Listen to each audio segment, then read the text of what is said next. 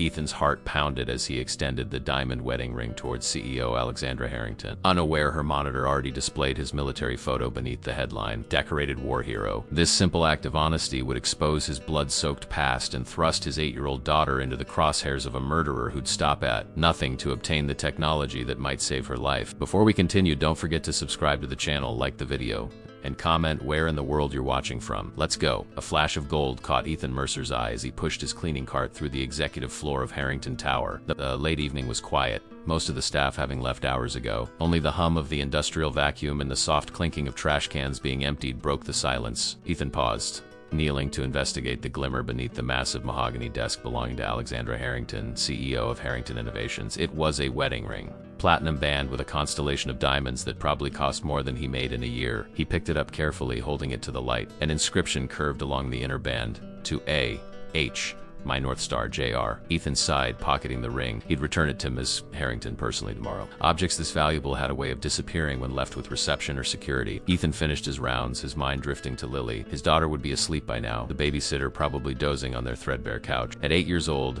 Lily was already too familiar with the routine of her father's night shifts. Since Karen died 3 years ago, it had just been the two of them navigating this new life. A former Marine Corps captain now pushing a mop through corporate America. The irony wasn't lost on him. 7 years ago, he'd commanded a special operations unit in Kandahar. Now he commanded nothing but a cleaning cart, invisible to the power players whose spaces he maintained. Sometimes he preferred it that way. Invisibility meant peace. It meant no one looking at him with those eyes, the ones that expected the decorated officer he no longer was. The following morning, Ethan arrived early for his meeting with the HR director about schedule adjustments for Lily's upcoming school conferences. He clutched the small envelope containing the ring, his palm damp with nervous sweat. He rarely ventured into Harrington Tower during daylight hours, when the building pulsed with activity and importance. His world was the quiet emptiness of night. "Mr. Mercer?" The receptionist's voice pulled him from his thoughts. "Mrs. Keller will see you now." As he stood, the elevator doors opened, and Alexandra Harrington herself stepped out, a flurry of focused energy. Her tailored navy suit contrasted sharply with her auburn hair, styled in a sleek bob that accentuated her striking features. Two assistants trailed behind her, frantically taking notes as she rattled off instructions without breaking stride. "The Beijing contracts need review by legal before noon. Tell Marcus I want those projections recalculated using the new parameters. And someone get me Parker on the phone. His team's deadline was yesterday." Ethan pressed himself against the wall, instinctively trying to become invisible as she passed. But something made him step forward. "Miss Harrington?" Her head snapped up, green eyes narrowing slightly as she tried to place him. The assistants nearly collided with her sudden stop. "Yes?" Her tone was clipped, efficient. Ethan cleared his throat. "I found this last night. Under your desk." He extended the envelope. She frowned, taking it with manicured fingers. Opening it, her composed expression faltered. "My ring," she breathed, relief washing over her face. She slipped it back onto her finger, twisting it into place. "I was tearing my house apart looking for this." "Where exactly?" "Under the desk, ma'am. Left side near the wall." Her eyes, really seeing him for the first time, flickered to his employee badge. "You're on the cleaning staff?" "Yes, ma'am. Night shift." One of the assistants leaned in. "Ms. Harrington, you have the Westridge call in 3 minutes." She nodded absently, still studying Ethan with newfound curiosity. "What's your name?" "Ethan Mercer." "Well, Mr. Mercer, thank you for your honesty. This ring means a great deal to me." Her voice softened slightly. "Security would have been sufficient, though." Ethan shifted uncomfortably. "Value items sometimes get lost in the shuffle, ma'am. Thought it best to deliver it directly." The corner of her mouth quirked in what might have been amusement. "Careful thinking. I appreciate that." She turned to one of her assistants. "Vanessa, see that Mr. Mercer receives an appropriate token of gratitude." "That's not necessary," Ethan began. "It is to me." She cut him off, already moving toward her office. "Thank you again, Mr. Mercer." And just like that, she was gone, leaving only the faint scent of expensive perfume. Ethan watched her disappear into her corner office, feeling oddly unsettled. He'd expected to hand off the ring to a secretary, not have a direct encounter with Alexandra Harrington herself. The brief interaction left him feeling exposed, as though she'd somehow seen through his carefully constructed invisibility. The assistant Vanessa was smiling at him. "That was very honest of you. Not everyone would return something so valuable." Ethan shrugged. "Just did what anyone should do. Trust me, Mr. Mercer." Should and would are very different things in this building. She scribbled something on a notepad. "I'll have something sent to you by the end of the week. Where can we reach you?" "Building services, night shift." "But really, it's unnecessary." She smiled politely, clearly not intending to honor his refusal. "Have a good day, Mr. Mercer."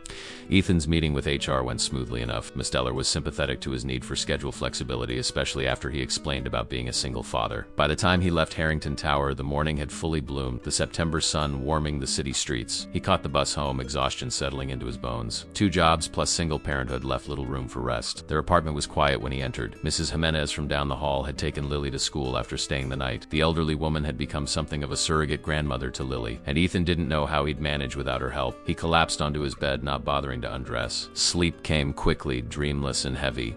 When he awoke, it was mid-afternoon. His phone showed a missed call from an unknown number and a text from Lily's teacher reminding him about the science fair next week. He showered quickly, made coffee, and was reviewing Lily's homework when his phone rang again. Hello? Mr. Mercer? This is Vanessa Chun from Ms. Harrington's office. I hope I'm not disturbing you. Ethan sat up straighter. No, not at all. Excellent. Ms. Harrington would like to speak with you at your earliest convenience. Would you be available to come in before your shift this evening? Something cold settled in Ethan's stomach. Had he done something wrong? Was his job in jeopardy? Yes, I can be there by 5. Perfect. Please come to the executive floor. I'll let security know to expect you. The call ended before he could ask question. Ethan stared at his phone, puzzled and slightly anxious. He'd worked at Harrington Tower for nearly 2 years without any direct contact with upper management. Now, twice in one day, he was expected in the executive suite. He called Mrs. Jimenez, who happily agreed to watch Lily for a few extra hours. By the time he'd picked up his daughter from school, explained the situation, and gotten her settled with homework and dinner, it was time to head back downtown. The evening security guard nodded to him as he entered, a departure from the usual indifference. They're expecting you upstairs, Mercer. The executive floor was quieter now than it had been that morning. Most offices were dark,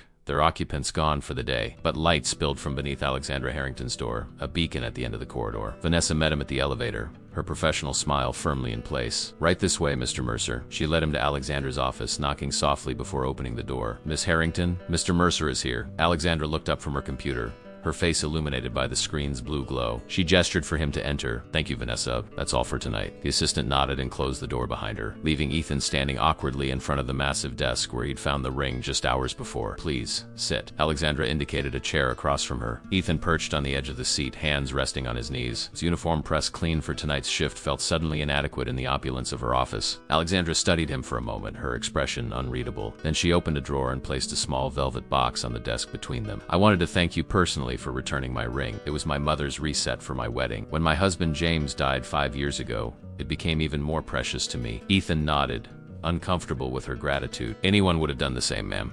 We both know that's not true. She pushed the box toward him. This is for you. Reluctantly, he opened it. Inside was a watch, sleek, obviously expensive, with a titanium band and sapphire face. Ms. Harrington, I can't accept this. You can and you will. Her tone brooked no argument. But that's not why I asked you here. She leaned forward, her gaze intense. I was curious about the man who would go out of his way to personally return something valuable when he could have easily kept it or simply turned it in anonymously. She turned her computer monitor so he could see the screen. On it was a news article from 7 years ago. The headline read, "Decorated War Hero Awarded Silver Star for Valor in Afghanistan." Beneath it was Ethan's military portrait. His blood ran cold. How did you... I'm thorough, Mr. Mercer. When someone interests me, I learn about them. She tapped a manicured nail against the screen. Captain Ethan Mercer, Marine Corps Special Operations Command. Silver Star recipient for extraordinary heroism in combat. Distinguished service record. Honorable discharge following injuries sustained during a rescue operation that saved 12 civilians. She turned the monitor back. What I can't figure out is why a man with your background and capabilities is pushing a mop through my building at night. Ethan stiffened, his jaw tightening.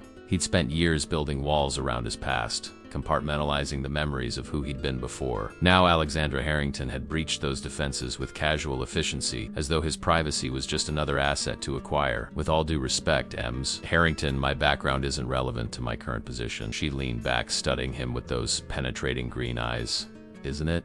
A man with your qualifications could be working security, management, operations, practically anywhere in this company at triple your current salary. Instead, you're emptying trash cans when no one's watching. I find that curious. Ethan remained silent, unwilling to offer explanations. His reasons were his own, carved from grief and trauma he had no intention of sharing with this woman, however powerful she might be. Alexandra seemed to sense his resistance. She closed the article with a click. I didn't invite you here to make you uncomfortable, Mr. Mercer. Quite the opposite. She stood, moving to the window that overlooked the glittering cityscape. I have a proposition for you. I'm not interested in charity, Ms. Harrington. She turned, one eyebrow arched. Do I strike you as a charitable person, Mr. Mercer? Despite his discomfort, Ethan found himself almost smiling. No, ma'am, you don't. Good, because this isn't charity. It's a business proposition. She returned to her desk. My head of security is retiring next month. The position requires someone with exceptional judgment, discretion, and an understanding of both physical and digital threats. Someone who can anticipate problems before they occur. Ethan frowned. And you think that's me? Based on what, an old news article and the fact that I returned your ring? Both speak to your character. Your military record speaks to your capabilities. She tapped a finger thoughtfully against her desk. But you're right, I don't know you. That's why I'd like to offer you a trial position. Security consultant reporting directly to me. 3 months, after which we both decide if it's a good fit. The salary she named was more than Ethan made in a year. His immediate instinct was to refuse. He'd deliberately chosen a job that kept him invisible, that didn't require him to make decisions that might cost lives. But he thought of Lily, of the cramped apartment, of the medical bills still piling up from Karen's final illness. I appreciate the offer, but my current position works for my situation. I have a daughter, Lily, Alexandra supplied. 8 years old, excellent academic record despite changing schools 3 times in the past 2 years. Currently enrolled at Westside Elementary. Single quotes Ethan's expression hard. We've been thorough, it's what I do. She didn't apologize for the invasion of privacy. The position would include flexible hours to accommodate your parental responsibilities. He stood abruptly. You don't know anything about my responsibilities, Miss Harrington, or why I choose to work nights. Thank you for the watch and the offer, but I need to start my shift. As he turned to leave, her voice stopped him, softer than before. I lost my husband 5 years ago. Ethan paused, his hand on the doorknob. Brain aneurysm, completely unexpected. 1 minute we were discussing vacation plans, the next ... single quotes she trailed off. My point is, I understand how loss can redefine a person's entire existence. He turned slowly. Alexandra wasn't looking at him, but at the ring on her finger, twisting it absently. I'm sorry about your husband, he said quietly, as I am about your wife. Her eyes met his. Karen, wasn't it? Cancer, according to the records. The mention of Karen's name in this sterile office felt like a violation. Miss Harrington, I apologize. She raised a hand. That was insensitive. My people are sometimes too thorough. She sighed, suddenly looking less like an untouchable CEO and more like a tired woman at the end of a long day. Look, forget the job offer for now. Just think about it. Take my card. Call me if you change your mind. She held out a sleek business card. After a moment's hesitation, Ethan took it, slipping it into his pocket before leaving without another word. That night, as he moved methodically through the empty offices, Ethan couldn't shake the conversation from his mind. Alexandra Harrington had seen through his carefully constructed anonymity with frightening ease. The thought left him feeling exposed, vulnerable in a way he hadn't allowed himself to be since leaving the Marines. He paused outside her office, the memory of their exchange still fresh. She'd been presumptuous, invasive even, but there had been something in her eyes when she spoke of her husband, a flicker of the same haunted understanding. He sometimes caught in his own reflection. His phone vibrated in his pocket. A text from Mrs. Menez. Lily had nightmare asking for you. She's okay now, back asleep. The nightmares had started after Karen died. They'd improved over time, but still surfaced occasionally, especially when Ethan worked nights. Another wave of guilt washed over him. His daughter deserved better than a father who was absent half the time, too trapped in his own trauma to build a proper life for them. The money would mean a better apartment, better schools, maybe even enough savings for Lily's college someday. But it would also mean stepping back into a world where his decisions carried weight, where failure had consequences beyond a missed spot on the floor. He wasn't sure he was ready for that responsibility again, not after Kandahar. When his shift ended, Ethan found a thick cream envelope in his locker. Inside was a checker finder's fee for the ring, the accompanying note explained, along with a formal job offer letter outlining the security consultant position. The amount on the check made him dizzy. Ethan stared at it for a long moment before tucking it away. He'd decide what to do after some sleep. The apartment was quiet when he arrived home. Mrs. Jimenez had left a note saying Lily had eventually settled after the nightmare. Ethan checked on his daughter, finding her tangled in her blankets, one arm wrapped protectively around her stuffed elephant. He gently smoothed her dark hair so like her mother's and adjusted her covers. Daddy? Lily's sleepy voice broke the silence. I'm here, sweetheart. Go back to sleep. She blinked up at him. You smell like cleaning stuff. He smiled faintly. That's because I've been cleaning. When I grow up, I'm gonna be a doctor, she murmured, already drifting back to sleep. Then you won't have to clean anymore. Ethan's throat tightened. He kissed her forehead and slipped out of the room, her innocent words following him like a quiet accusation. Later that morning, after dropping Lily at school, Ethan found himself parked outside Harrington Tower, the job offer letter on the passenger seat beside him. He hadn't planned to come here, had told himself he needed time to think, but his body seemed to have made the decision without consulting his mind. The security guard at the desk, Johnson, according to his nameplate, looked surprised to see him out of uniform. Mercer? Didn't expect to see you this time of day. Is Ms. Harrington in? Johnson checked his monitor. Arrived about 20 minutes ago. Want me to call up? Ethan hesitated. No, just ...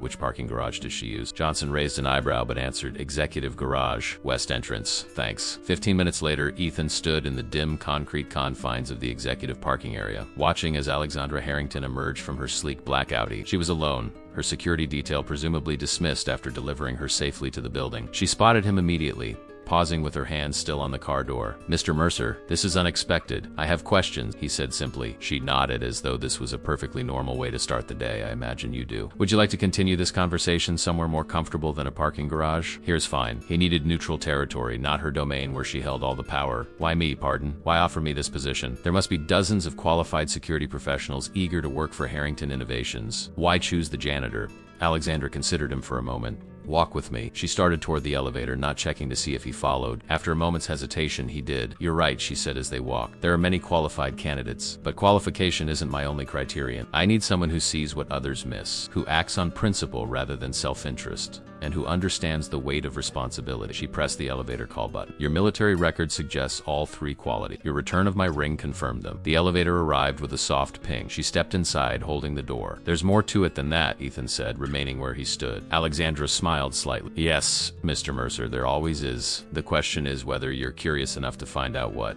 The elevator door began to close. At the last moment, Ethan stepped forward, joining her inside the small space. As they ascended toward the executive floor, he couldn't shake the feeling that he'd just crossed a threshold from which there was no easy return. Alexandra's office looked different in the morning, light, less intimidating, more functional. She gestured for Ethan to take a seat while she shrugged off her tailored jacket, hanging it precisely on a minimalist coat rack in the corner. "Coffee?" she offered, already moving toward a sleek machine built into a credenza. "Black, thanks." Ethan remained standing, taking in details he'd missed during his nighttime cleaning rounds, family photos arranged with military precision on a shelf, industry awards displayed without ostentation, a worn paperback of Sun Tzu's The Art of War nestled between financial reports. Alexandra handed him a ceramic mug, their fingers briefly touching. She noticed his attention on the book, required reading at Harvard Business School, but it offers more than corporate strategy. Know your enemy, know yourself, and you need not fear the result of 100 battles. Ethan quoted. She looked genuinely surprised. "You've read it?" "Required reading at Quantico." He sipped the coffee, rich and complex. Nothing like the bitter brew he made at home. "You said there was more to your offer. I'm here to understand what that means." Alexandra settled behind her desk, gesturing again for him to sit. This time he did. "Harrington Innovations isn't just a technology company, Mr. Mercer. We're developing systems that will reshape national defense, healthcare, even how cities function." She leaned forward slightly. "That kind of work attracts attention. Not all of it welcome." Ethan nodded. Even while mopping floors, he'd noticed the increased security protocols, the classified markings on certain lab doors. 3 weeks ago, we experienced a breach," she continued. "Nothing was taken, but someone got further into our systems than should have been possible. Someone who knew exactly what they were looking for. An inside job? That's my suspicion. The current security team hasn't found the culprit dots." Single quotes. Ethan frowned. "And you think I could?" "I'm not a cybersecurity expert, Ms. Harrington." "No, but you understand human vulnerability, the weakest link in any security system. You've led men in life or death situations, made split-second assessments of character and intention." She tapped her finger deliberately on her desk. "More importantly, you're an unknown quantity. Whoever is behind this wouldn't expect a night janitor to be investigating them." The pieces clicked into place. "You want a ghost, someone who can move through the company undetected." "Precisely. Continue your cleaning duties as cover while you observe, assess, report directly to me." Her green eyes were intent now. "All business. Your military background combined with your current position makes you uniquely qualified." Ethan sat back, troubled by the implications. "You realize what you're suggesting borders on corporate espionage." "I'm suggesting nothing of the sort. I'm asking you to help protect intellectual property that could save countless lives. The choice of methods is yours." Paused. "The position would still include the salary we discussed, plus benefits, medical coverage for you and Lily." The mention of his daughter's name sent a chill through him. "Leave Lily out of this." Alexandra's expression softened fractionally. "I apologize, but surely her welfare is a consideration in your decision." Ethan couldn't argue with that. Comprehensive medical coverage would mean specialized therapy for Lily's anxiety, treatments they currently couldn't afford. "Let me be clear about something, Ms. Harrington. If, and that's a big if, I accept this position, I do it my way. I don't cut corners, I don't break laws, and I don't put innocent people at risk. I wouldn't expect otherwise." She pulled a folder from her desk drawer, sliding it across to him. "This contains everything we know about the breach, plus a formal contract should you decide to accept. Take it, review it. Let me know your decision by the end of the week." Ethan stood, tucking the folder under his arm. "I'll think about it." "One more thing, Mr. Mercer." Alexandra rose as well. "Whatever you decide, your daughter's medical needs will be covered. I've already arranged it through the company's foundation. Consider it separate from our discussion today." Ethan stiffened. "I told you I don't want charity. It's not charity. It's decency." Her expression was unreadable. "The foundation supports the families of veterans. You qualify regardless of whether you work for me." He wanted to refuse, to maintain his independence, but Lily's welfare overrode his pride. He nodded once, curtly, and left without another word. The playground at Westside Elementary was alive with shrieks and laughter when Ethan arrived that afternoon. He spotted Lily immediately, sitting alone on a bench with a book while the other children played. His heart squeezed with a familiar ache. She was so much like her mother, thoughtful, introspective, more comfortable in worlds of imagination than the chaotic reality of third-grade social hierarchy. "Hey, Ladybug," he called as he approached. Lily's face brightened. "Daddy, you're early. Thought we could go for ice cream before dinner." He sat beside beside her, glancing at her book. How was school? Fine. She closed the book, revealing a colorful cover about space exploration. Mrs. Phillips said my science project idea was really good. I'm going to build a model of Europa and show how there might be life under the ice. That's fantastic. He brushed a strand of dark hair from her face. When's it due? Next Friday. But I already started the research. She hesitated. Miss Mena said you went to a meeting today. Are you getting a different job? Ethan sighed. Children miss nothing. Maybe. Would that be okay with you? Lily considered this with characteristic seriousness. Would you work at night still? No. I'd work during the day like most people. So you'd be home at night for dinner and bedtime stories? The hope in her voice made his chest ache. That's the idea. She nodded decisively. Then it's okay.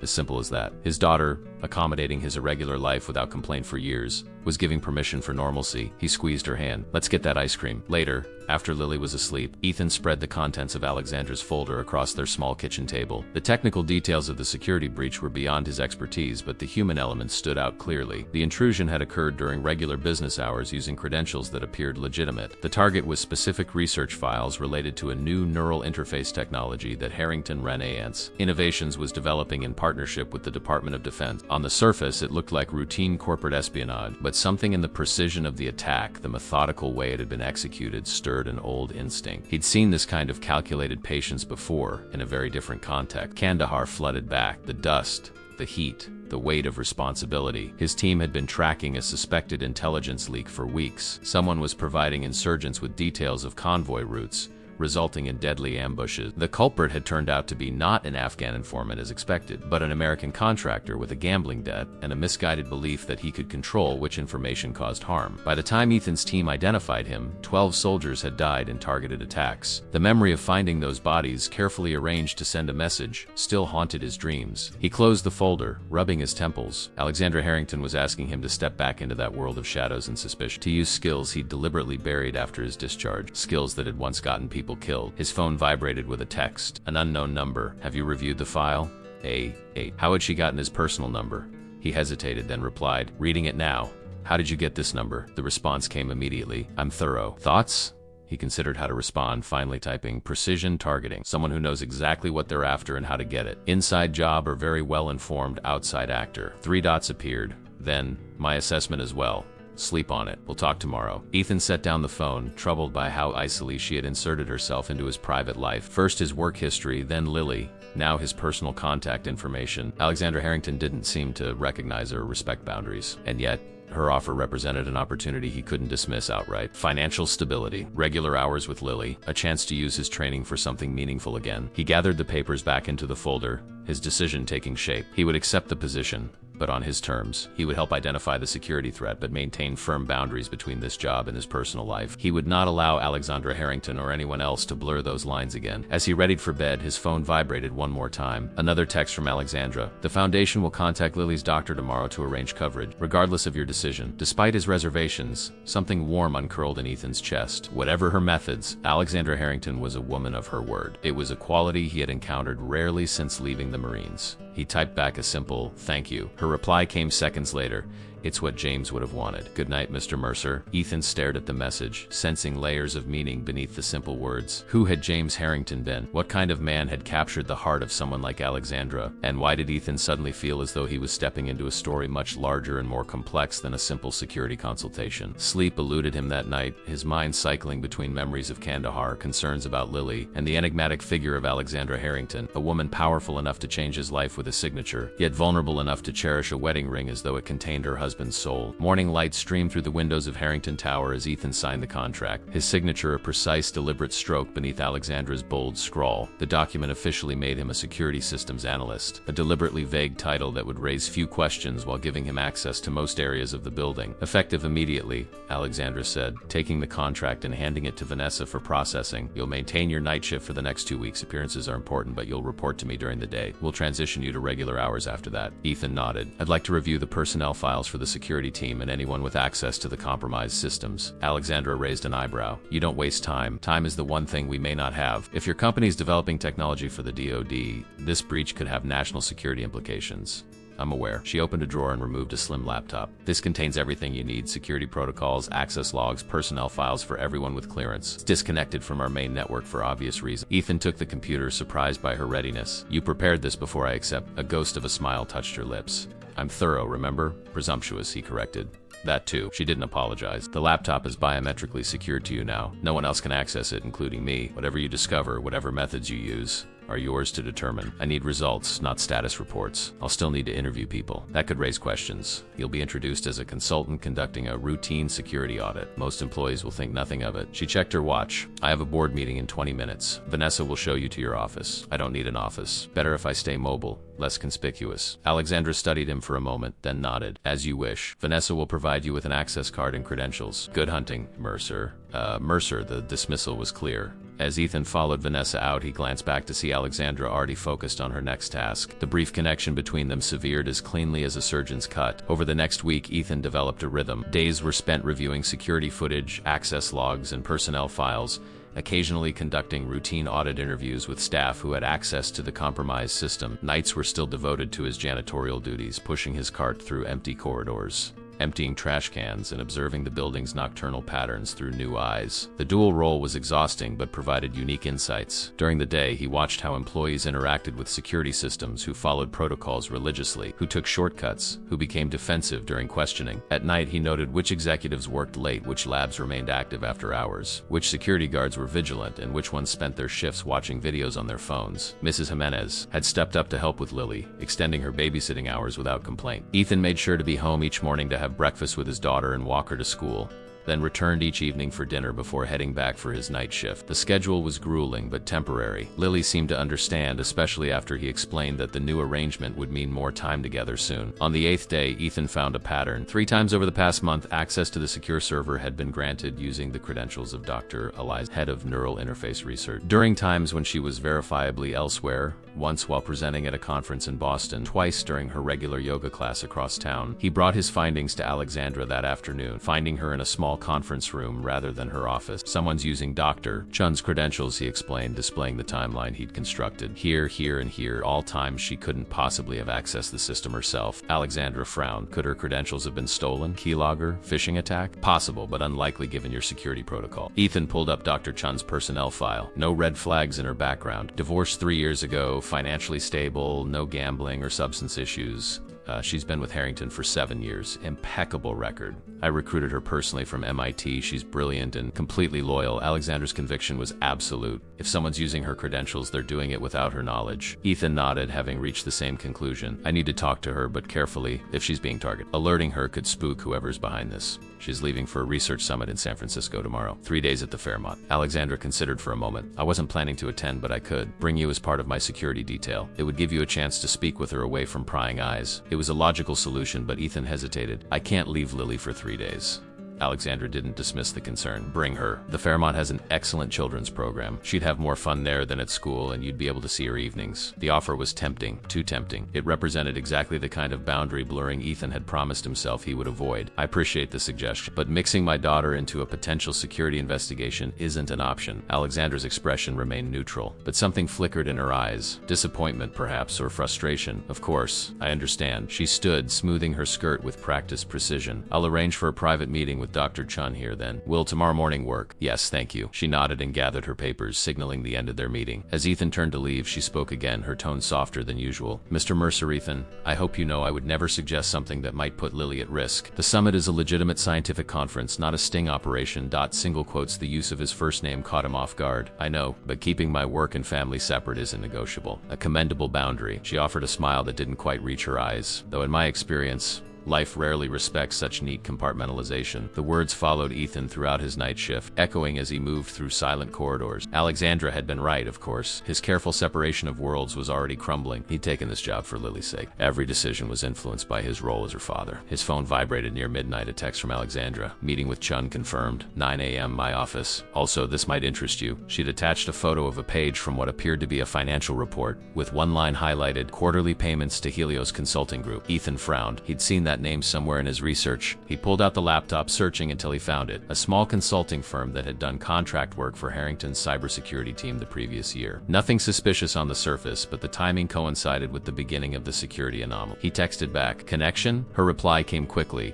Just instinct. Something feels off. Their contract ended, but payments continued. Interesting that she'd trust instinct over data. More interesting that she was personally reviewing financial reports at midnight. Ethan made a note to dig deeper into Helios Consulting first thing tomorrow. The meeting with Dr. Chun the next morning was revealing, though not in ways Ethan had anticipated. The neurologist was brilliant, precise, and clearly devoted to her work. She was genuinely shocked to learn her credentials had been used without her knowledge. "I'm obsessive about security," she insisted, visibly distressed. "I change my passwords weekly, never write them down, never access the system from public networks." "Do you share your login with anyone?" Ethan asked. "Even someone on your team?" "Never." She shook her head emphatically. That would violate at least 3 company policies and possibly federal law, given the nature of our contracts." Alexandra, who had been observing silently, interjected. "What about physical access to your workstation? Could someone have observed you entering your credentials?" Dr. Chun considered this. "I suppose it's possible. My lab is often busy, people coming and going." She hesitated. "There was an incident last month. My ID badge went missing for a day. I reported it to security and it turned up in the ladies' room. I assumed I'd dropped." Ethan and Alexandra exchanged glances. A missing badge was significant. It could have been cloned before being found. After Dr. Chun left, Ethan turned to Alexandra. "We need to check the security footage from when her badge went missing. See who accessed the ladies' room around that time." "Already sent the request to security." Alexandra moved to her desk. "What's your impression of Dr. Chun?" "Genuine. Either she's an exceptional actress or she's being used unwitting." Alexandra nodded. "My assessment as well, which means we're looking for someone with both technical expertise and physical access to secure areas." She sighed, rubbing her temple. "That narrows it down to about 200 people." 197. Ethan corrected, having memorized the numbers. "But we can narrow it further. The breach is sophisticated but not perfect. They've made small mistakes, like using Dr. Chun's credentials during her yoga class. That suggests someone who knows the company well but doesn't have intimate knowledge of her personal schedule. A colleague, not a close friend." Alexandra. "Exactly. And the focus on neural interface technology points to someone with either scientific knowledge or a buyer specifically interested in that project." Alexandra's expression darkened. "The neural interface has military applications. If it fell into the wrong hands, ... single quotes, I know."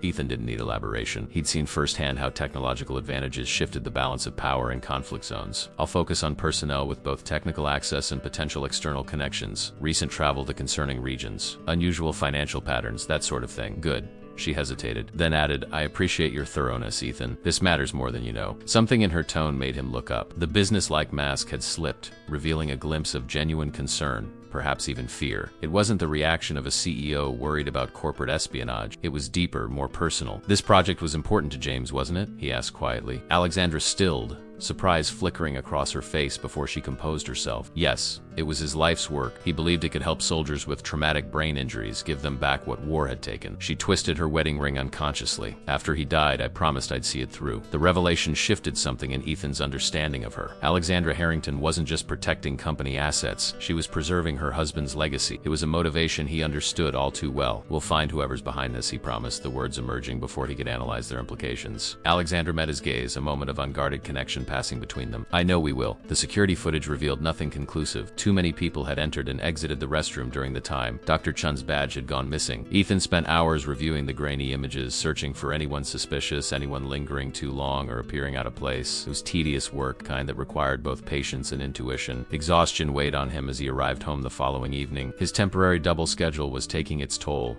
evident in the dark circles under his eyes and the stiffness in his movements. He found Lily at the kitchen table with MRs, Jimenez, working on her Europa science project. "Daddy!" Lily's face lit up. "Look, I got the ice layer to look real."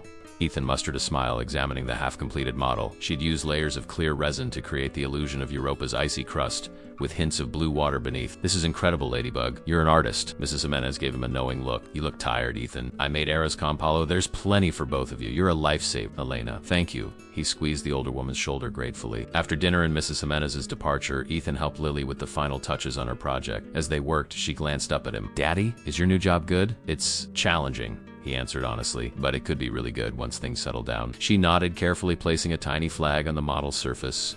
"Miss Menez says you're working for a very important lady now." "Miss Harrington? She's my boss, yes. Is she nice?" Ethan paused, considering how to describe Alexandra Harrington to an 8-year-old. "She's ... complicated. Very smart, very determined, like Mommy was." The comparison startled him. Karen had been brilliant, a research biologist whose career had been flourishing until her diagnosis. But she'd also been warm, openly affectionate, the emotional counterbalance to his military reserve. In some ways, he said carefully, they're both very capable women, but Mom was ... single quotes, he searched for the words. "Softer," Lily supplied, surprising him with her perception. She laughed more. I remember. Ethan's throat tightened. Yes, she did. Lily worked silently for a moment, then asked, "Will I meet Miss Harrington?" The question caught him off guard. "I don't think so, Ladybug. She's very busy and it's just a job." Lily shrugged, but something in her expression suggested she wasn't entirely satisfied with his answer. For the first time, Ethan wondered if his daughter might be feeling excluded from this new development in his life, this shift that was already changing their routine and would soon alter it completely. "Hey," he said softly, "how about this weekend we go to the planetarium? They have a new exhibit about Jupiter's moons. Might give you some more ideas for your project." Her face brightened instantly. "Really? Can we go to the butterfly garden after, like we used to with Mom?" "Absolutely." Later, after Lily was asleep, Ethan opened the laptop Alexandra had given him, determined to make progress despite his fatigue. He'd begun cross-referencing personnel data with the information on Helios Consulting, and something was starting to emerge, a pattern not of security breaches, but of financial anomalies. Helios had been contracted to perform a security assessment the previous year, but the payments to them had continued monthly, despite no ongoing contract in the system. The amounts varied slightly enough to avoid triggering automatic auditing flags, but they added up to over $300,000 in the past 10 months. Even more interesting, each payment was processed through the Neural Interface Research Division's discretionary budget with Dr. Eliza Chun's electronic signature. If Chun was being truthful about never sharing her credentials, someone had accessed not only her research files but her financial authorization protocols as well. Ethan reached for his phone to text Alexandra, then hesitated. It was after midnight, inappropriate to contact her at this hour for anything short of an emergency. This discovery, while significant, could wait until morning. Just as he set down the phone, it vibrated with an incoming message. "Alexandra? Still awake? Found anything?" The timing was uncanny. Ethan wondered if she'd somehow been monitoring his work on the laptop, then dismissed the thought as paranoia. More likely, she was simply a fellow insomniac. "Yes," he replied. "Financial irregularities. Helios payments continued after contract ended, all authorized under Chun's credentials." Her response came immediately. "My office, 7 a.m. Ethan arrived at Harrington Tower the next morning to find Alexandra already at her desk, impeccably dressed despite the early hour. If she'd slept at all, it wasn't evident in her appearance. A map of digital transfers filled her computer screen, revealing a complex web of financial movements. "Good morning," she said without preamble. "I've been tracing the Helios payments. They're being routed through 3 separate banks before landing in an account in the Cayman Islands." "Classic money laundering," Ethan observed, setting his own findings on her desk, printouts of the transfer authorizations, each bearing Dr. Chun's digital signature. Alexandra studied them, her expression grave. "This goes beyond corporate espionage. This is systematic theft with potential national security implications," Ethan added. "The timing of the transfers correlates with the unauthorized access to the neural interface file. Someone's selling both the technology and profiting from it financially. The question is who?" She looked up at him, determination hardening her features. "How we prove it?" Ethan had been considering this. "We need to set a trap. Create a digital honeypot, valuable-seeming data that actually contains a tracking mechanism. Risky. If they detect it, they'll know we're onto them, not if we're careful. Make it something believable but not critical. A progress report on a secondary aspect of the neural interface. Include just enough technical details to make it enticing." Alexandra nodded slowly. "We'd need to limit access, make it visible only to our top suspects." "Exactly." Ethan pulled out a list he'd compiled. "I've narrowed it to 5 individuals with both the technical capability and the necessary access." She scanned the name, her eyebrows rising at the third one. "Marcus Reynolds? He's been with the company for 15 years. He was a friend of James's, which would give him intimate knowledge of the neural interface project," Ethan pointed out. "And his financial records show unusual patterns, large cash withdrawals followed by periods of extravagant spending." "Gambling," Alexandra murmured. "Marcus has always had a weakness for poker." She sighed, conflict evident in her expression. "I don't want to believe it, but ... We can't exclude anyone." Ethan watched her struggle with the possibility of betrayal by someone close to her husband. "We're just gathering evidence at this point. Nothing conclusive." She nodded, visibly composing herself. "I'll have Dr. Chun create the report without telling her its true purpose. You'll monitor access day and night." Alexandra hesitated, then asked, "How are you managing the schedule?" "It can't be sustainable with Lily." The concern in her voice seemed genuine, catching Ethan off guard. "It's temporary. Miss Menez is helping. The Foundation can arrange for additional childcare if needed." "We're managing," he said firmly, maintaining the boundary. Alexandra didn't press the issue. Instead, she shifted gears. "I'd like you to attend a board meeting this afternoon. As my security advisor, several of our suspects will be present. It's an opportunity to observe them directly." Ethan frowned. "Won't my presence raise questions? I'll introduce you as a consultant reviewing our security protocols following a routine assessment. Nothing unusual about that. Single quotes." She hesitated. "You'll need different attire, however."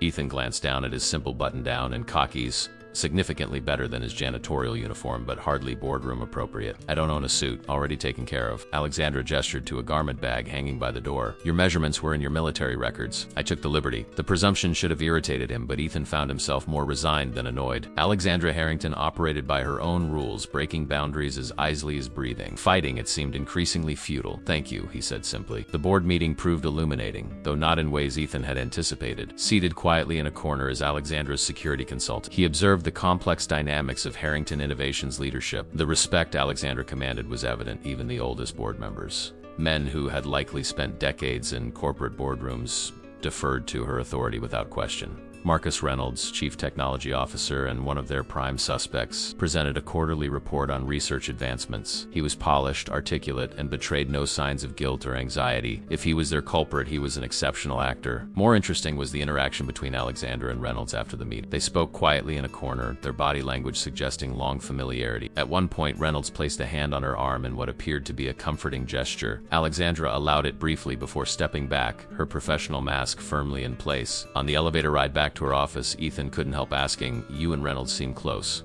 Alexandra glanced at him. Marcus was my husband's best friend. After James died, he was ... supportive. The slight hesitation told Ethan there was more to the story. Supportive? She sighed, unexpectedly forthcoming. He wanted to be more than supportive. I wasn't interested. And now he's a valued colleague and nothing more. Her tone ended that line of conversation. What did you make of him? Nothing conclusive. He's comfortable in that room. Confident in his position. Too confident? Ethan considered. Perhaps. The most effective deceivers are those who believe in their own lies. As the elevator doors opened, Alexandra's phone rang. She checked the call-it ID, her expression shifting to concern. I need to take this. We'll continue later. Ethan nodded and stepped out, but the elevator doors didn't immediately close. He heard Alexandra answer, her voice suddenly tight with alarm. When? How serious? Yes. I understand. I'll be right there, dots. Single quotes, the doors began to close, but Ethan caught them, responding to something urgent in her tone. Is everything all right? Alexandra looked up, and for a brief moment her careful composure cracked, revealing genuine distress. It's Dr. Chun. There's been an accident in her lab. She's being taken to the hospital now. The implications struck them simultaneously. If someone had discovered their investigation, if they knew Dr. Chun was a key witness, this accident might be anything but. Mercy Hospital's emergency ward hummed with controlled chaos as Ethan and Alexandra strode through the automatic doors. The suit Alexandra had provided felt foreign on Ethan's frame, a costume from someone else's life, but it granted them immediate respect from the hospital staff. Dr. Eliza Chun, Alexandra said to the intake nurse, her authoritative tone brooking no resistance. She was brought in approximately 40 minutes ago. I'm her employer. The nurse checked her computer. She's being treated in Bay 3.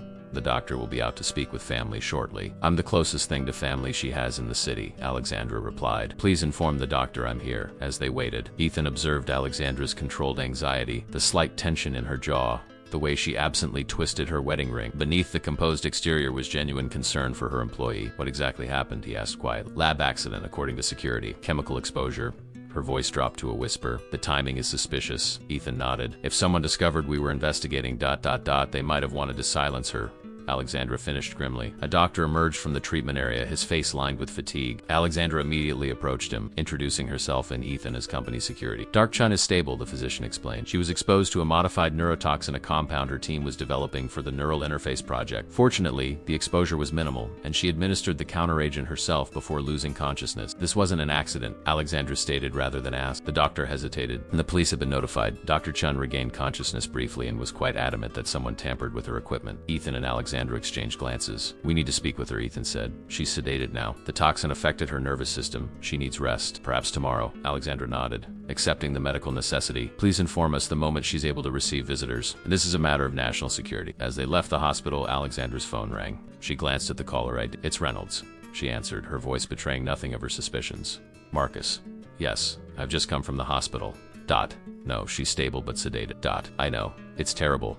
The police are investigating. Yes, I'll keep you posted. She ended the call, her expression troubled. He sounded genuinely concerned. Or he's an excellent actor, Ethan countered. Either way, we need to secure that lab immediately. Whatever evidence might exist could already be compromised. Alexandra made another call, directing her head of security to lock down Dr. Chun's lab and preserve all equipment for forensic analysis. Then she turned to Ethan. I'm not waiting for the police investigation. We need to move on our suspects now. Agreed. The honeypot is our best option. We create the bait file tonight, release it to the system tomorrow, restricted to our suspects' access. If Dr. Chun can't create it, Who else can we trust? Alexandra considered. James's personal research assistant, Dr. Naomi Patel. She's been on sabbatical but returns tomorrow. She helped develop the initial neural interface protocols and has no connection to our current suspect. She'll be perfect. Ethan nodded. I'll need to interview her first thing tomorrow. I'll arrange it. In the meantime, single quotes, she hesitated, checking her watch. It's nearly 7. Don't you need to get home to Lily? The reminder jarred him. He'd been so caught up in the investigation he'd lost track of time. Yes, Mersa. Jimenez can only stay until 8. Alexandra signaled her driver. I'll have Davis take you home. It's faster than public transportation. Ethan wanted to refuse. To maintain the separation between his work and personal life,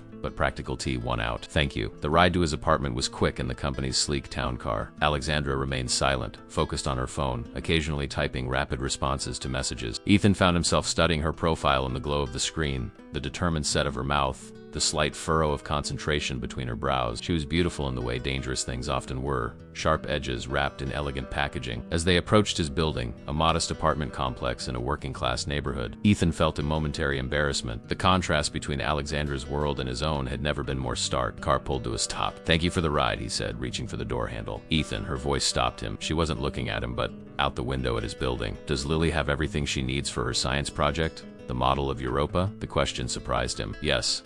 We're finishing it this weekend. Alexandra nodded, still not meeting his eyes. Good. I was something of a space enthusiast as a girl. Built a scale model of the solar system that won the state science fair. A faint smile touched her lips. James used to tease me about it, said I was destined to run a technology company from the start. The glimpse into her childhood felt unexpectedly intimate. Lily wants to be an astronomer. She says she's going to discover a new star and name it after her mother. Alexandra's gaze finally shifted to his, something soft and vulnerable briefly visible in her expression. She sounds remarkable. She is. A moment of silence stretched between them, laden with unspoken connections. Then Alexandra straightened, her professional demeanor returning. We'll reconvene tomorrow at 9. I'll have Dr. Patel waiting in my office. Ethan nodded and exited the car, watching as it pulled away from the curb and disappeared into the evening traffic, carrying Alexandra back to her world of glass and steel. Mrs. Jimenez greeted him with raised eyebrows when he entered wearing the tailored suit. Muy guapo. Ethan, your new boss must be important. Just part of the job. He demurred, loosening the tie that felt like a noose around his neck. Lily was already in her pajamas, sitting cross-legged on the couch with a book about the solar system. She looked up, her eyes widening. Daddy, you look like when you got your medals. The innocent observation struck him with unexpected force. The last time he'd worn a suit this formal had indeed been at his Silver Star ceremony, with Karen and a 3-year-old Lily watching proudly. Before everything changed. Just work clothes, Ladybug.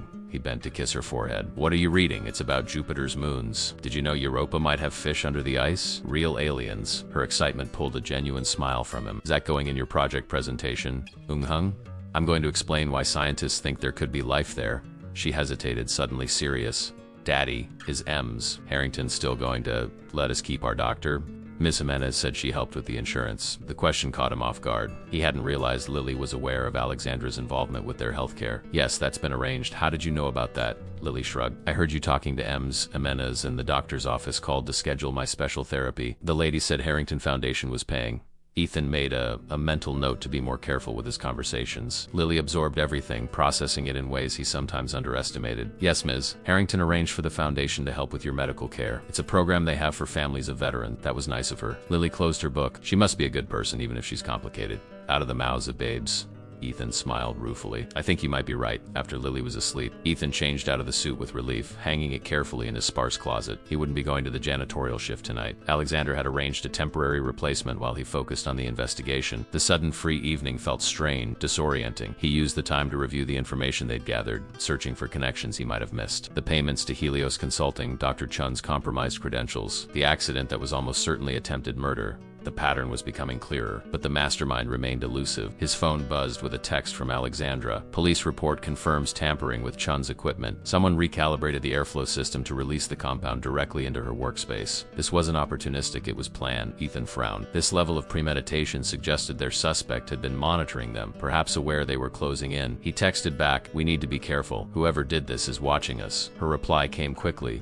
I know. That's why I've arranged security for you and Lily. Unmarked car outside your building. Don't be alarmed. Ethan immediately moved to the window, peering through the blinds. Sure enough, a dark sedan was parked across the street.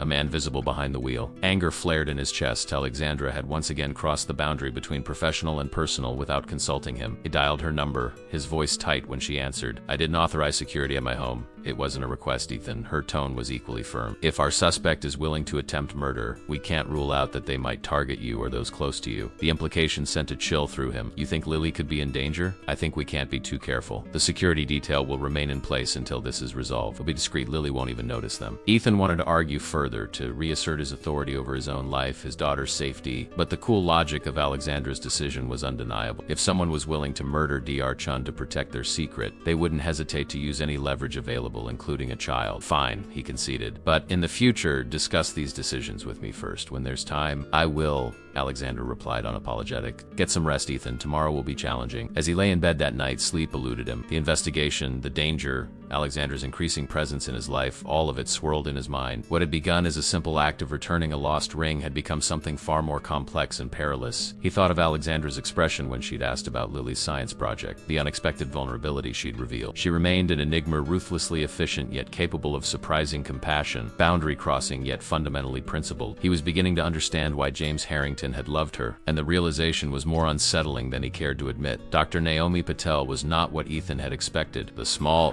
energetic woman who greeted them in Alexandra's office the next morning had bright purple streaks in her dark hair and spoke with the rapid-fire enthusiasm of someone perpetually running on too much caffeine. She wore jeans and a faded t-shirt beneath her lab coat, a stark contrast to Alexandra's immaculate tailoring. "Alex, God, it's been ages," she exclaimed, embracing Alexandra with an easy familiarity that few seemed to share with the CEO. She turned to Ethan, extending a hand. "You must be the decorated Marine I've heard about." "Naomi Patel. I was James's right hand for 6 years." Ethan shook her hand, noting the calluses that spoke of someone who worked with physical tools as well as computers. "Ethan Mercer, Naomi, thank you for coming in on such short notice," Alexandra said, gesturing for them to sit. "As I mentioned on the phone, we have a situation that requires your unique expertise and discretion," Naomi added with unexpected seriousness. "You didn't give details, but I can read between the lines. Someone's targeting the neural interface research." Alexandra nodded. "Dr. Chun was attacked yesterday. She's stable, but the intent was clearly lethal." Naomi's eyes widened. "Eliza? My God, ... single quote." She took a breath, visibly processing the information. "What do you need from me?" "We need to create a digital honeypot," Ethan explained. "Technical data on the neural interface that looks valuable but contains embedded tracking protocols. Something that would trigger alerts if copied or transmitted." Naomi's eyes lit with understanding. "A canary trap. I can do that." She pulled a tablet from her bag, fingers already flying across the screen. "I'll construct a progress report on the synaptic relay component. It's complex enough to seem valuable, but not critical to the overall system. I can embed markers that will leave a specific signature if the file is copied or transmitted." "How quickly can you have it ready?" Alexandra asked. "Give me 4 hours. I'll need access to the latest research data. Already arranged. Use my private lab on the 10th floor. It's isolated from the main network." Naomi stood, energized by the challenge. "I'll get to work. And Alex?" Her expression sobered. "Be careful." James always said the neural interface could change the world. Some people would kill for that kind of power. After she left, Ethan turned to Alexandra. "She seems ... single quotes, unconventional," Alexandra supplied with a faint smile. "Naomi was James's first hire when we started the company. Brilliant, loyal, and completely unconcerned with corporate politics. He trusted her implicitly. And you? Do you trust her?" Alexandra considered the question. Naomi loved James like a brother. After his death, she took a sabbatical, said she couldn't bear to work on the neural interface without him. "If there's anyone in this company beyond suspicion, it's her." Ethan nodded, accepting her assessment. "Once the honeypot is ready, we'll need to carefully control who has access. Too narrow, and we might miss our target. Too broad, and it loses credibility. I've thought about that. We'll restrict it to division heads and their direct reports, about 30 people, including our 5 primary suspects." She opened a secure file on her computer. "I've been reviewing their backgrounds more thoroughly. Marcus Reynolds isn't our only concern." She displayed profiles of the other suspects: Dr. Victor Zhao, head of hardware development; Sarah Winters, chief financial officer; Robert Garrison, head of security; Thomas liaison. Each had both the access and potential motivation for espionage, financial trouble, questionable connections, or ideological leanings that might make them susceptible to outside influence. "We should divide the list," Ethan suggested. "Interview each one before the honeypot goes live. Establish baseline behavior." Alexandra agreed. "I'll take Reynolds, Winters, and Pierce. You handle Zhao and Garrison. Garrison might recognize me from my night shifts. Use it to your advantage. He may underestimate you because of it." The strategy made sense. Still, something bothered Ethan. "Alexandra, if one of these people is responsible for the attack on Dr. Chun, interviewing them could tip our hand. It's a calculated risk. We need to observe their reactions, and we need to move quickly before they attempt something else." She hesitated, then added, I've increased security at the hospital. Chun is never alone. Ethan nodded, relieved at the precaution. I should get started then. Garrison first, then Zhao. Alexandra rose, signaling the end of their meeting. Keep me updated. And, Ethan, watch your back. The interviews with Garrison and Zhao revealed little of immediate value. Garrison, a former FBI agent turned corporate security director, was professional but guarded, clearly uncomfortable with being questioned by someone he considered beneath his position in the company hierarchy. Zhao was more forthcoming, displaying genuine shock when Ethan mentioned the accident in Dr. Chun's lab, but nothing that definitively ruled him out as a suspect. By late afternoon, Ethan's phone vibrated with a text from Alexandra.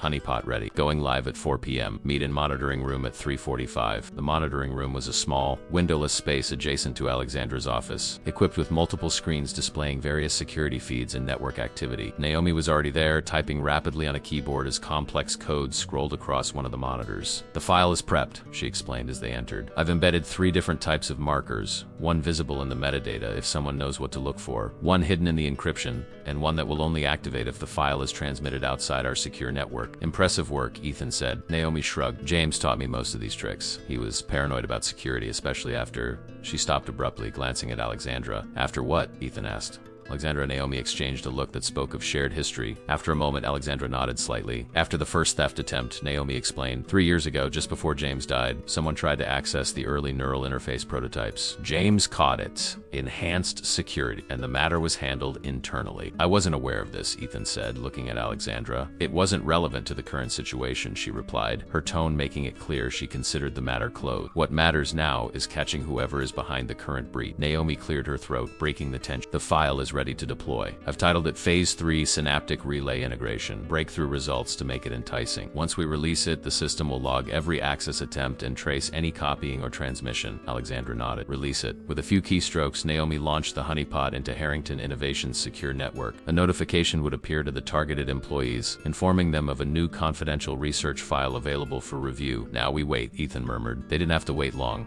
Within 20 minutes, the system registered the first access doctor, Victor Zhao, reviewing the file from his office computer. Over the next hour, 13 more employees accessed the document, including 3 of their 5 primary suspects. Only Marcus Reynolds and Robert Garrison hadn't viewed it yet. Reynolds is in meetings all afternoon, Alexandra noted. Garrison typically reviews sensitive documents after hours, when the building is quieter. As evening approached, Ethan needed to leave for his scheduled dinner with Lily. He'd promised to help finalize her science project, and after the disruptions of the past week, he was determined to keep that promise. I can monitor from home tonight, he told Alexandra. The system will alert us if there's any suspicious activity. She nodded. Go. Be with Lily. We'll reconvene in the morning. The genuine understanding in her voice surprised him. For all her boundary-crossing tendencies, Alexandra seemed to truly respect the importance of his relationship with his daughter. He said simply. The apartment was filled with the aroma of tomato sauce and garlic when Ethan arrived home. Mrs. Jimenez had prepared lasagna, Lily's favorite, and his daughter was setting the table with careful precision. Daddy, she exclaimed when You're exactly on time. I promised, didn't I? He kissed the top of her head. How's the science project coming? Almost done. I just need to add the final details and practice my presentation. Dinner was a welcome respite from the tension of the day. Ethan focused entirely on Lily, listening to her excited explanation of how Europa's underground ocean might support microbial life. After Mrs. Jimenez left, they worked on the final touches of the model, adding small lights beneath the resin to simulate bioluminescent organisms in the subsurface ocean. It's perfect, Lily declared, admiring their work. It sure is, Ladybug. You're gonna blow everyone away at the science fair. She beamed at him, then her expression grew thoughtful. Daddy? Is Ms. Harrington nice to you at work? The unexpected question caught him off guard. She's fair. Demanding but fair. Lily nodded solemnly. Ms. Jimenez says she must be a good person because she helped with my doctor appointments. She did do that, Ethan agreed, uncomfortable with the direction of the conversation. Maybe you could invite her to dinner sometime, Lily suggested with the innocent directness of a child. To say thank you, Ethan nearly choked on his water. I don't think Ms. Harrington does dinner with employees, Ladybug. Oh, Lily looked disappointed. I just thought maybe she could be our friend. You don't have any grown-up friends since we moved here. The observation, delivered with a child's brutal honesty, struck Ethan silent. She was right. He had deliberately isolated himself since Karen's death, focusing exclusively on Lily and work. The only adult he interacted with regularly was Mrs. Jimenez. It's complicated, sweetie, he finally said. Ms. Harrington is my boss, not my friend. Lily accepted this with a shrug, quickly moving on to other topics as children do. But the conversation lingered in Ethan's mind as he tucked her into bed later that evening. He was checking his laptop for updates on the honeypot when his phone rang. Alexandra's number. "We have activity," she said without preamble. "Someone accessed the file from an anonymous terminal 20 minutes ago. They've copied it to an external drive." Ethan sat up straighter. "Can you trace it?" "The terminal is in the East Wing server room. No cameras there due to the magnetic interference. But the access card used belongs to Marcus Reynolds. I'm coming in." "No need. I've alerted security. They're converging on the server room now." Her voice was tight with tension and something else's appointment, perhaps. Reynolds had been James's friend. "Let me know what they find," Ethan said. 10 minutes later, she called back. The server room was empty when security arrived. Reynolds denies being anywhere near it and claims he was at dinner with board members. "We're verifying his alibi. His access card could have been cloned, like Chun's," Ethan pointed out. "Possible, but there's more. The honeypot file was transmitted just before you called. Naomi's tracking protocol caught it. The destination was masked, but the transmission signature matches previous unauthorized access patterns, so we've confirmed the breach. But not necessarily the breacher." "Precisely." Alexandra sounded frustrated. "We're close, Ethan. We just need—" A sudden crash interrupted her, followed by the sound of shattering glass. Alexandra's sharp intake of breath was followed by a man's voice in the background, muffled but clearly threatening. "Alexandra?" Ethan called, alarm surging through him. "What's happening?" The line went silent for a moment, then Alexandra's voice returned, unnaturally calm. "Ethan, I need to call you back." The call ended abruptly. Ethan immediately dialed her number again. No answer. He tried Harrington Tower security. The operator who answered sounded confused when Ethan identified himself and requested an immediate check on Alexandra's office. "Sir, Ms. Harrington left the building 30 minutes ago." Her car service picked her up at the main entrance. Cold dread washed over Ethan. If Alexandra hadn't been at the tower, where was she? And whose voice had he heard just before the call ended? He tried her number once more. This time, someone answered, but it wasn't Alexandra. "Mr. Mercer," a male voice said. "I was hoping you'd call back Ms. Harrington is indisposed at the moment." "Who is this?" Ethan demanded, already moving to his bedroom, opening the drawer where he kept his personal firearm. "Someone who appreciates your unique background," the voice replied coolly. "Your combat experience will be particularly useful for what comes next. If you've harmed her, Miss Harrington is perfectly fine, for now. Her continued well-being depends entirely on your cooperation," the voice hardened. "You have something we want, Mr. Mercer. Bring the original neural interface prototype to the address I'm about to text you. Come alone. No authorities. You have 90 minutes. I don't have access to the prototype," Ethan argued, trying to keep the man talking while he considered options. "Don't insult both of us, Ms. Harrington granted you full system access. The prototype is in the secure vault beneath her private lab. The access code is her wedding anniversary, the same one inscribed in that ring you so gallantly returned to her." The call ended. Seconds later, a text arrived with an address, an abandoned manufacturing facility on the city's outskirts. Ethan's mind raced. He had been a soldier, trained to handle hostage situations, but this was different. This was Alexandra, brilliant, maddening, boundary-crossing Alexandra, whose life now depended on his next move. He checked his weapon, then glanced toward Lily's bedroom door. His daughter was sleeping peacefully, unaware of the danger unfolding. He couldn't leave her alone, and he couldn't involve her in this. With grim resolve, Ethan made the only call he could think of. Mrs. Jimenez arrived at Ethan's apartment in record time, her hair still in curlers, concern etched across her face. "It's an emergency," was all Ethan had told her on the phone. It was enough. The elderly woman had been a pillar of support since Karen's death, and she didn't hesitate now. "Go," she said, waving him toward the door as she settled onto the couch. "Lily will be fine. Do what you need to do." Ethan squeezed her shoulder in silent gratitude, checked his weapon one last time, and slipped out into the night. The security car Alexandra had assigned was still parked across the street. He approached it directly, startling the driver. "Mr. Mercer?" The man lowered his window. "Is everything all right?"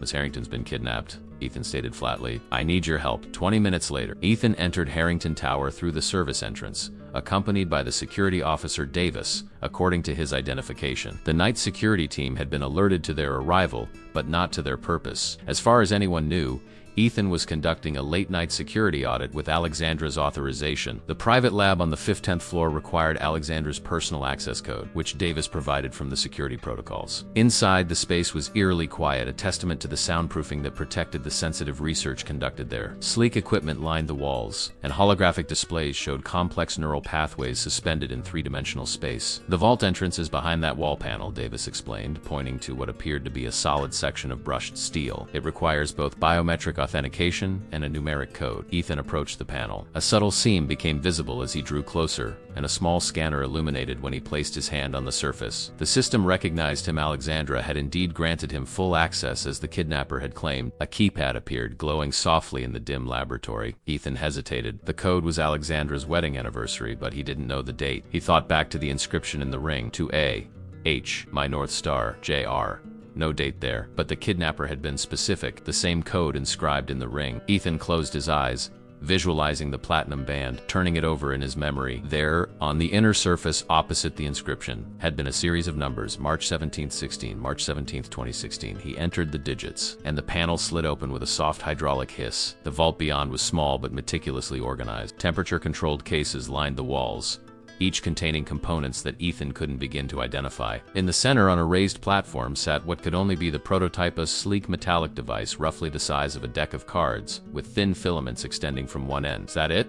Davis asked from the doorway, his voice hushed. "Yes." Ethan carefully lifted the device from its cradle. No alarms sounded, his access permissions were working. Placed it in a protective case he'd found on a nearby shelf. "Let's go. You know this is a trap," Davis said as they headed for the service elevator. "They'll kill you both once they have it." "I'm counting on it," Ethan replied grimly. The drive to the abandoned manufacturing facility took 30 minutes.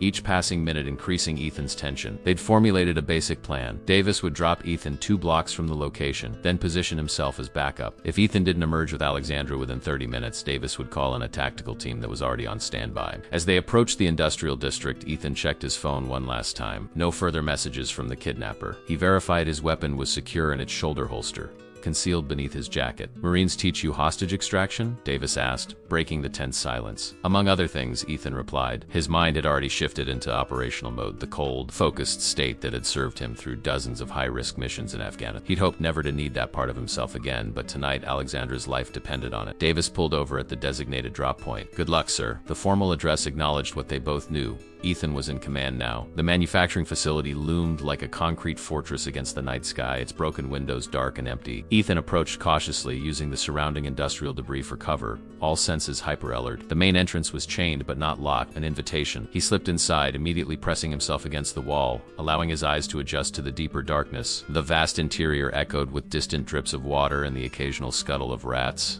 A faint light glowed from somewhere deeper in the building. Moving silently, Ethan navigated through the abandoned machinery, massive presses and conveyor belts frozen in time like industrial dinosaurs. The light grew stronger as he approached what appeared to be a former administrative office at the back of the facility. A voice called out from within. "That's far enough. Mr. Mercer, step into the light where I can see you." Ethan recognized the voice from the phone. He stepped forward deliberately, hands visible but ready to reach for his concealed weapon. The office space was illuminated by portable LED lanterns, creating harsh shadows across the debris-strewn floor. Alexandra sat in a metal chair, her hands bound behind her. Her tailored jacket was torn at the shoulder, and a thin line of blood traced her cheekbone, but her eyes burned with defiance rather than fear. When she saw Ethan, something flickered in her expression.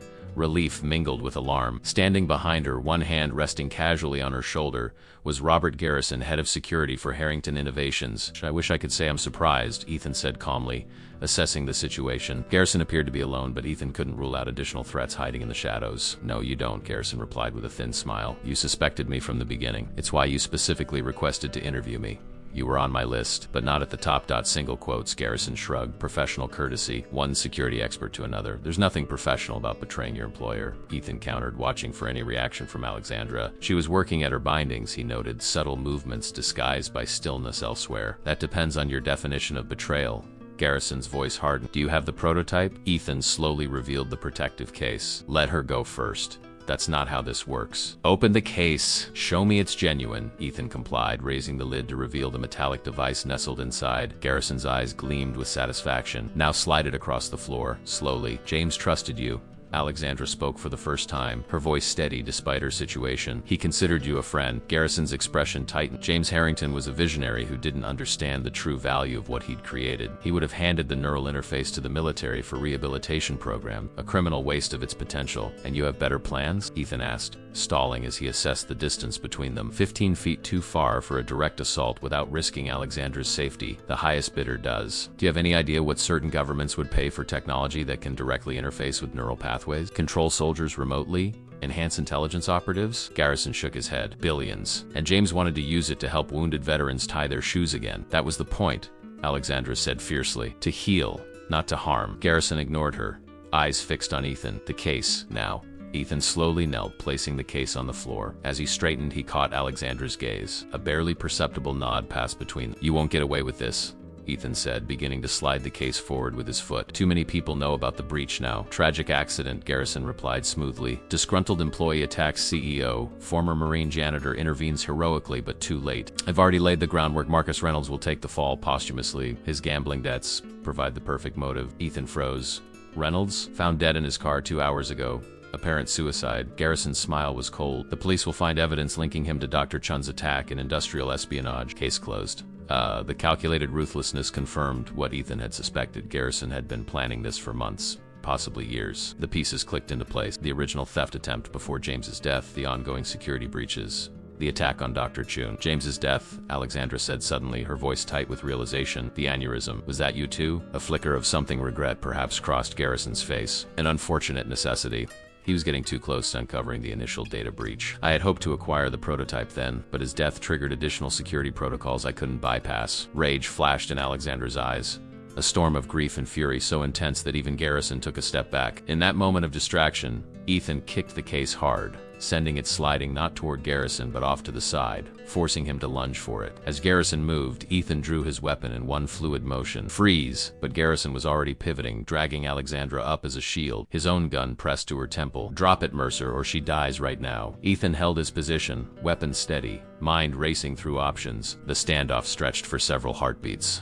Neither man willing to concede. You're not walking out of here, Ethan said calm. The building is surrounded. Nice try. We both know you came alone as instructed. Did I? Ethan's gaze flicked meaningfully toward the window behind Garrison. Check for yourself. It was the oldest trick in the book, but Garrison's instincts betrayed him. He glanced briefly over his shoulder, and in that split second, Alexandra acted. She drove her elbow hard into his solar plexus, simultaneously twisting away from the gun. Ethan lunged forward as Garrison staggered, but the security chief recovered quickly. He fired wildly, the bullet shattering a light fixture above. Ethan tackled him, driving them both to the floor in a violent struggle for the weapon. Garrison was military trained and desperate, a dangerous combination. He landed a crushing blow to Ethan's ribs, then another to his jaw. Stars exploded across Ethan's vision, but he maintained his grip on Garrison's gun hand, forcing it away. "Alexandra, run!" Ethan shouted as they grappled. Instead, he heard her moving behind them, and then the distinctive sound of a weapon being cocked. "Enough!" Her voice rang with authority. Garrison stilled, then began to laugh. A hollow, defeated sound. "You won't shoot me, Alexandra. You don't have it in you. You killed my husband," she replied, her voice steady as the gun in her hands, Ethan's weapon, which had fallen during the struggle. "You tried to destroy everything he built. You threatened my company, my people, single quotes." Her gaze flickered briefly to Ethan. "What makes you think I won't pull this trigger?" Ethan saw the decision form in Garrison's eyes a moment before he moved, a final, desperate gamble. As Garrison lunged toward her, Ethan drove his fist into the man's kidney with every ounce of strength he possessed. Garrison crumpled. Alexandra stepped back, the gun still trained on him, her expression a mask of controlled fury. "The only reason you're still breathing," she told him coldly, "is that I want you to spend the rest of your life in a cell, knowing you failed." Ethan quickly secured Garrison's weapon and used the man's own zip ties to bind his hand. Only then did he look up at Alexandra. "Are you hurt?" She shook her head, the adrenaline visibly ebbing as she lowered the gun. "Nothing serious." Her eyes met his, filled with a complex mixture of emotions. "You came for me." "Of course I did." The simple response contained everything neither of them was ready to articulate. Alexandra nodded once, understanding. Outside, sirens wailed in the distance. Davis had called in the tactical team right on schedule. It was over. As they waited for the authorities, Alexandra retrieved the prototype, holding it gently in her hands. "James designed this to help people," she said softly, "to repair damaged neural pathways, restore mobility to paralyzed limbs, maybe even treat conditions like your daughter's." Ethan looked at her in surprise. "Neurosynaptic disorders like Lily's?" Alexandra nodded. "It was always the ultimate goal. The military applications were just to secure funding." She carefully returned the device to its case. "We're still years from clinical trials, but... She didn't finish the thought, but she didn't need to. In the midst of betrayal and violence, a fragile hope had emerged, not just for Harrington Innovations, but perhaps for Lily as well. Dawn was breaking over the city as Ethan and Alexandra sat side by side in a sterile hospital examination room. A doctor had just finished cleaning the cut on Alexandra's cheek and examining Ethan's bruised ribs. Both had refused further treatment despite medical recommendations. "You should get some rest," Ethan said, noting the exhaustion etched in Alexandra's face. The interrogations had lasted hours. Detailed statements to police, FBI agents, and federal prosecutors, all eager to unravel the conspiracy Garrison had orchestrated. "So should you," she countered, her gaze falling to the dark bruise forming along his jawline. "You took quite a hit. I've had worse." He flexed his hand, wincing slightly at the swollen knuckles. "The important thing is we got him." Alexandra nodded, her expression darkening. "And Marcus. I still can't believe... single quotes," she trailed off, grief catching in her throat. Whatever her complicated history with Reynolds, his murder had shaken her. "You couldn't have known," Ethan said quietly. "Garrison fooled everyone for years, not you." She met his eyes. "You sensed something was off about him from the beginning." Ethan shrugged.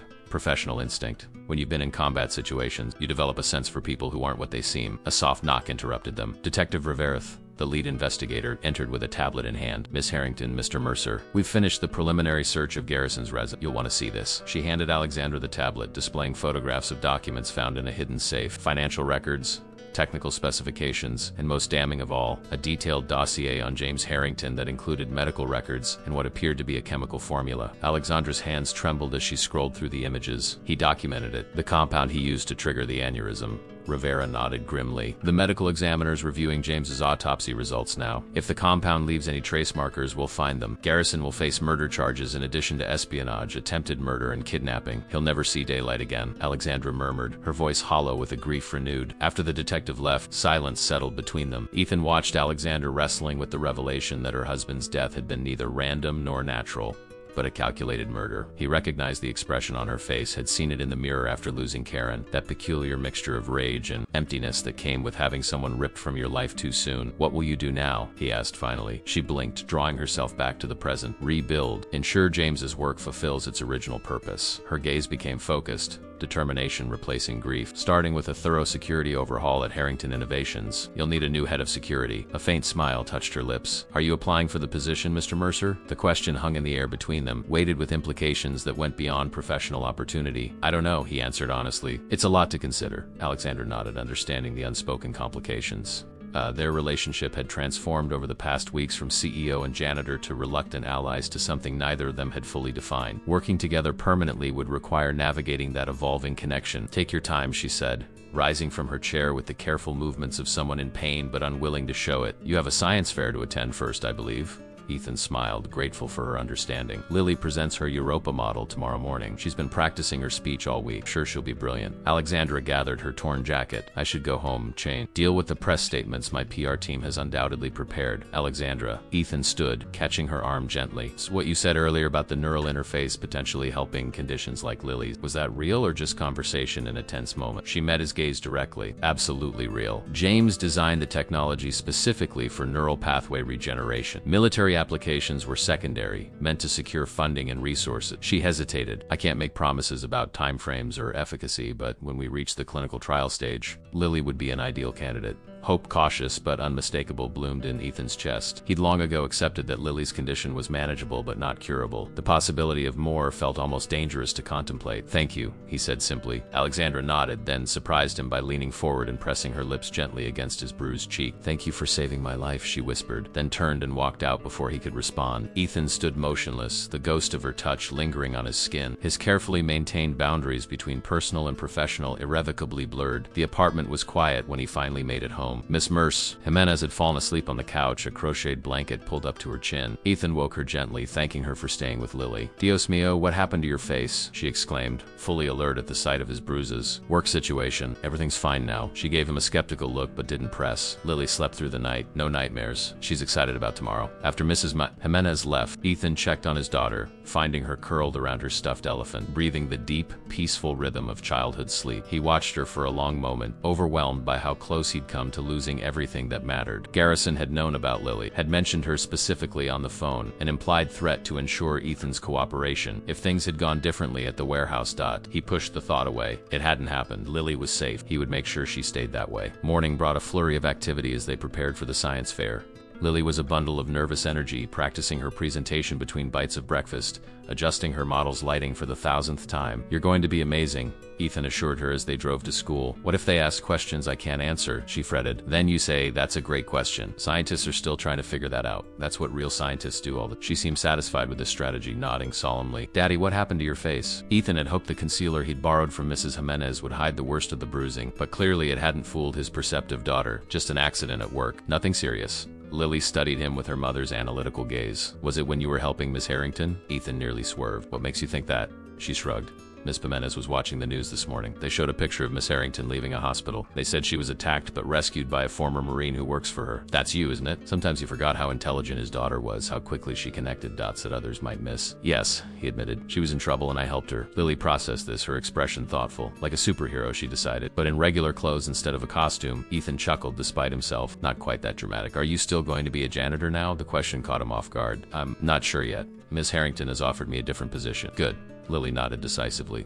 You look happier when you talk about her than when you talk about mopping floors. Out of the mouths of babes, indeed. The elementary school gymnasium buzzed with excitement as students set up their science projects. Ethan helped Lily position her Europa model on the assigned table, making sure the internal lights were working properly. She arranged her note cards neatly beside it, her face a mask of concentration. "You've got this, Ladybug," he encouraged her. "I'll be right over there with the other parents." As he moved to the designated waiting area, a familiar figure near the entrance caught his eye. Alexandra Harrington stood just inside the gymnasium doors, looking uncharacteristically hesitant. She'd traded her usual corporate armor for a simple blouse and tailored pants, though the effect was no less elegant. Their eyes met across the crowded room, and she offered a tentative smile. Ethan made his way toward her, weaving through clusters of parents and teachers. "This is unexpected," he said when he reached her. "I hope it's not unwelcome," she replied. "I wanted to see Lily's project, and to give you this." She handed him a thick envelope. The research protocols for the neural interface clinical trials were fast-tracking the initial phases with the FDA. "It will still take time, but ... single quotes, but there's hope," Ethan finished, understanding the gift she was offering. Not just medical possibility but transparency, a direct contradiction to the secrecy that had defined their early interactions. "Yes." She glanced past him toward the project tables. "Which one is hers?" Ethan turned, pointing to where Lily was arranging the final details of her display, the Europa model with the blue lights. Alexandra's eyes widened slightly. "That's incredibly sophisticated for an 8-year-old. The layering technique with the resin is graduate-level work." Pride swelled in Ethan's chest. "She's her mother's daughter. Karen was a research biologist, brilliant with three-dimensional modeling, and her father's determination," Alexandra added softly. Before Ethan could respond, an announcement called for parents to take their seats as judging was about to begin. "Will you stay?" he asked. Alexandra hesitated, then nodded. "I'd like that if it's all right."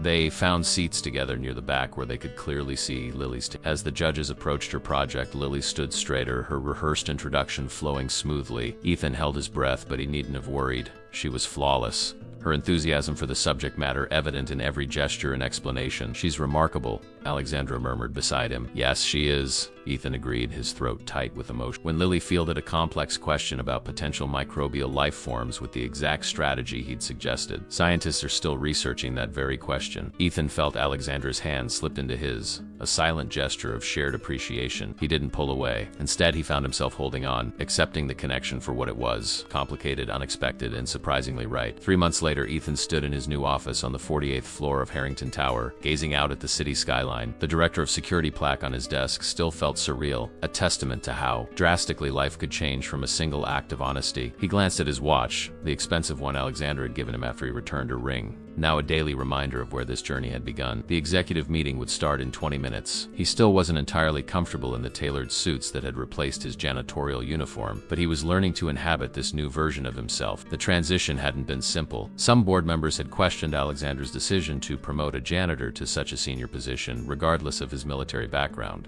Others wondered openly about the nature of their relationship, whispering about favoritism and impropriety. Alexandra had silenced the critics with her typical directness. "Mr. Mercer saved this company from espionage, recovered stolen technology worth billions, and quite literally saved my life. His qualifications are beyond question." The past 12 weeks had been a whirlwind of restructuring the company's security protocols, testifying in Garrison's ongoing prosecution, and adapting to regular working hours. The latter had been the most welcome change, being home every night for dinner with Lily, helping with homework, reading bedtime stories. The shadows beneath his daughter's eyes had faded, and her nightmares had become increasingly rare. A soft knock interrupted his thoughts.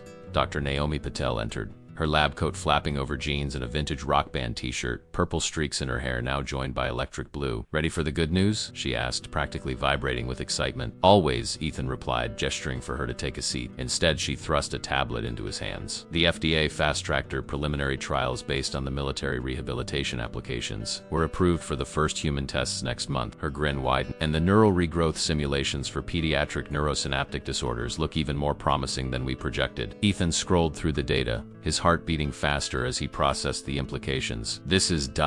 This could really help Lily. It's still early, but yes, based on her test results and genetic markers, she's an ideal candidate for the second phase of trials." Naomi's expression soft. "James would be over the moon.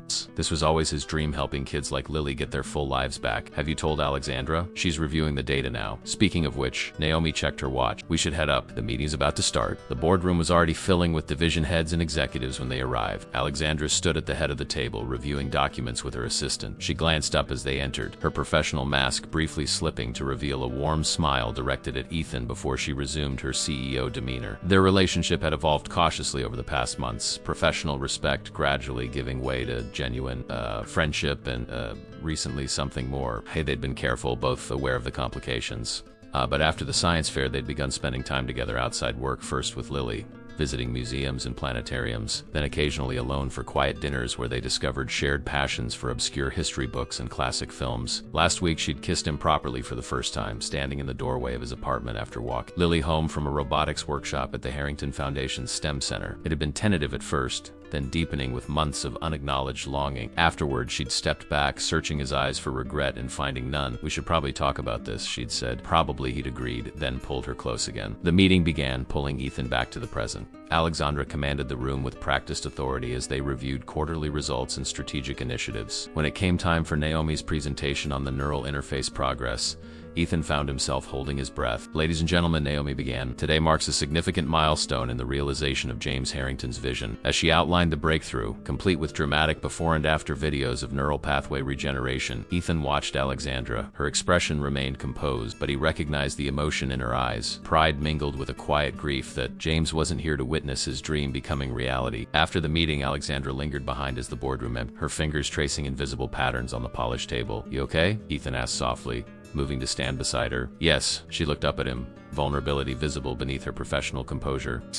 "James should be here for this. He worked so hard, believed so completely when everyone said it was impossible. He is here," Ethan said gently. "In every aspect of this technology and the lives it's going to change." Alexandra nodded, drawing a steadying breath. "You're right." She straightened, the moment of fragility passing. "Have you told Lily about the trial possibility?" "Not yet. I wanted more concrete information first. Kids her age hope can be a double-edged sword." "Wise." She hesitated. "Would you like me to be there when you tell her? I could explain the technical aspects in terms she'd understand." The offer touched him deeply. "She'd love that. She asks about you constantly, you know." A smile softened Alexandra's features. "The feeling is mutual. She's quite extraordinary. Reminds me of myself at that age, but with better social skills." Ethan laughed. High praise indeed. That evening they sat with Lily in the living room of Ethan's apartment, still the same modest space, though he could now afford better. He decided against moving immediately, wanting stability for Lily amidst all the other changes in their lives. Alexandra had brought detailed but child-appropriate diagrams showing how the neural interface worked, explaining how tiny, precisely targeted electrical impulses could help the brain rebuild damaged connections. Lily listened with rapt attention, asking surprisingly sophisticated questions that had Alexandra raising her eyebrows in appreciation. "So we could fix the shaking?" Lily asked, holding out her hand where the subtle tremor was visible when she tried to keep it still. "That's what we hope," Alexandra answered honestly, "but it will take time, and there are no guarantees. This is very new technology." Lily nodded solemnly. "But it was your husband who invented it?" "Yes," Alexandra said softly. "James, then I think it will work," Lily declared with childlike certainty, "because he must have been smart like you. And you're the smartest person I know except for Daddy." Alexandra's laugh held a hint of tears. "That's very kind of you to say." Later, after Lily had gone to bed, Ethan and Alexandra stood in the kitchen, sharing a bottle of wine in comfortable silence. "Thank you," Ethan said finally, "for everything. The job, the medical possibilities for Lily, all of it." Alexandra shook her head. "You don't need to thank me. None of this would have happened if you hadn't returned my ring that day." She twisted the platinum band absently, a habit he'd come to recognize when she was thoughtful. "Do you ever think about how different things might have been if you hadn't found it? If someone else had been cleaning that night?" "Sometimes," he admitted, "but I'm not sure it was just chance." She raised an eyebrow. "Fate, Mr. Mercer?" "I wouldn't have pegged you as a romantic. Not fate," he corrected with a smile. "Character. I was the one cleaning that night because I'd switched shifts with Rodriguez so he could attend his daughter's recital. You lost the ring because you'd been working late on the neural interface funding James's project. We were both exactly where we were supposed to be, doing what mattered most to us." Alexandra considered this, then raised her glass. "To being where we're supposed to be." Ethan clinked his glass against hers. "And to James," he added softly, "for bringing us together in his own way." A shadow of grief passed over her face, but it was gentler now, tempered by time and purpose. "To James," she echoed. They moved to the small balcony, looking out over the city lights. Alexandra leaned against the railing, her shoulder brushing his. "The prosecution thinks Garrison will accept a plea deal," she said after a moment. "Multiple life sentences, but avoiding the death penalty. He'll provide evidence against his foreign contacts." "Good," Ethan said simply. Justice for James wouldn't bring him back, but it offered some closure. "I've been thinking," Alexandra continued, her tone shifting to something more hesitant. "The Foundation is hosting a gala next month, fundraising for the Pediatric Neural Research Division. I'd like you and Lily to attend as my guest." Ethan understood the significance of the invitation. They had kept their personal relationship private, separated from their professional interaction. This would be a public acknowledgement of what was developing between them. Are you sure? The board works for me, not the other way around, she interrupted with a flash of her CEO authority. Then her voice softened. Life is too short to hide what matters, Ethan. James taught me that. He studied her face in the soft evening light, the strength and vulnerability in perfect balance. The woman who had stormed into his carefully isolated existence and changed everything. His boundaries, once so rigid, had gradually transformed into bridges. We'd be honored to attend, he said simply. Alexandra smiled. A genuine expression rarely witnessed in the corporate world, she commanded. She reached for his hand, her fingers intertwining with his. The platinum ring on her finger, the one that had started everything, caught the moonlight, a small beacon in the darkness. I never thanked you properly, she murmured, for returning my ring that day. You gave me a very expensive watch, he reminded her with a smile. That wasn't gratitude. That was negotiation, trying to establish control in a situation where you'd surprised me. Her honesty was refreshing as always. I didn't know then that you'd end up saving much more than a ring. Ethan drew her closer, understanding the unspoken parts of her statement. They had saved each other in different ways. She had pulled him from his self-imposed isolation, and he had helped her find purpose beyond grief. As they stood together, the city spread out before them like a sea of possibilities. Ethan thought of the long, winding path that had led from that simple moment of finding a wedding ring to this new beginning. From night shift janitor to security director, from grieving widower to a man cautiously opening his heart again. Sometimes the most significant changes began with the smallest acts of integrity. What are you thinking? Alexandra asked, looking up at him. Ethan smiled. That I'm exactly where I'm supposed to be. She rose on her toes to kiss him, her hand resting over his heart. So am I.